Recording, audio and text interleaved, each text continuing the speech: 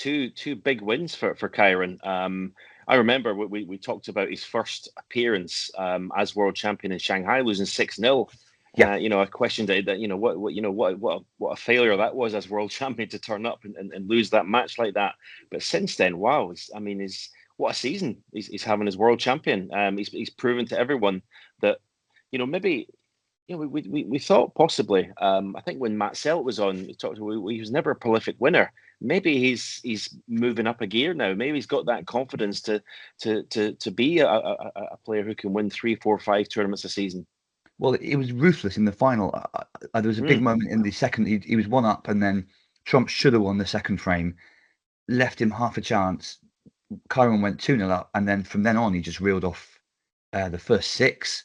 And that is we've not seen Trump dominated by anyone like that for in any match, let alone a final for a long time. It shows that Kyren's got it in him. He has the ability to be a killer, at least the potential.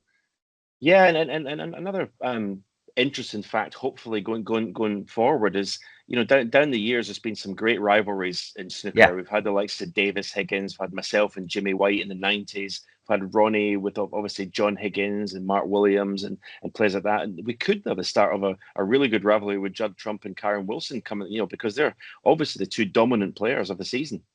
Yeah, and the same sort of generation of players, I suppose. You feel like when we use the phrase "when the class of '92 have gone," we use that basically every episode. But when finally those guys are in their 70s, maybe Trump Wilson is like the next generation's great rivalry. Didn't look as if Kyren would necessarily be that guy for a long time.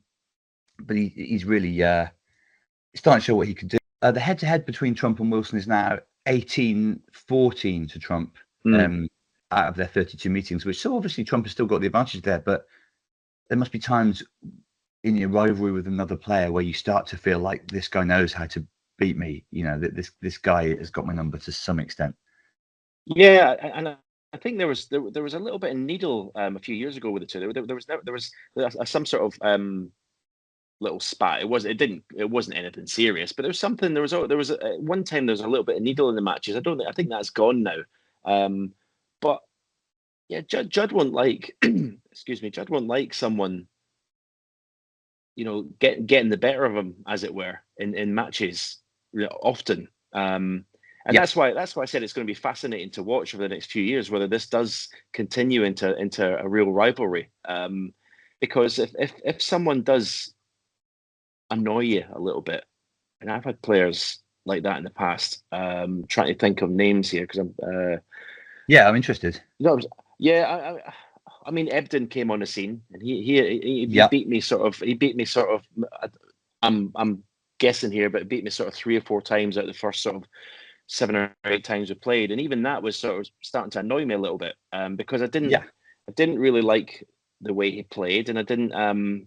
Obviously, we had nothing in common. We didn't gel as people off the table or anything. So yeah, I mean, he had a sort of manner around the table, which I mean, he got under people's skin quite a lot, didn't he, Peter Ebdon? Yeah, he did, without a doubt. He came on the scene and was a huge, larger than life character with a ponytail and the flash waistcoats and the waistcoat with stars on it and that. It was not very Hendry. That what he was going to do. It was telling everyone what he was going to do, and it got underneath, under a lot of people's skin because snooker players are pretty reserved. They don't really like someone coming on and sort of shouting from the rooftops kind of thing. It's even with someone. I mean, look in tennis, they give the fist after every point they win.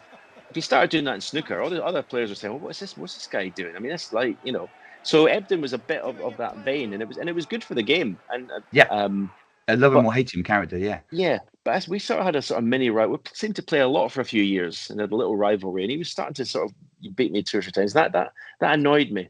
I'm not saying there's still needle with Judd and Kyren, but I don't think they socialise a lot. Judd doesn't socialise with a lot of people anyway off the table. But yeah, you sometimes there's players that just annoy you a little bit, and maybe get under your skin.